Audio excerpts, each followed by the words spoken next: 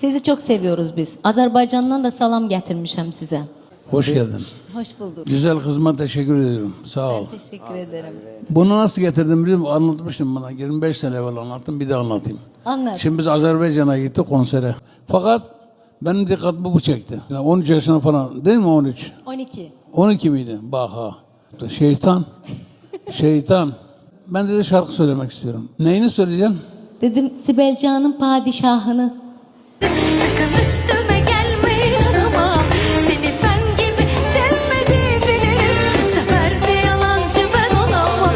Seni bir kalemde rezil ederim.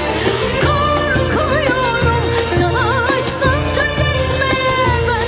İnatçıyım derdim. Nedir senin adın? Günel. Ne? Günel. Anladınız mı? Kaç yaşındasın? 12.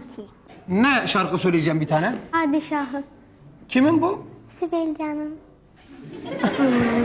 Sakın üstüme gelme inanamam. Seni ben gibi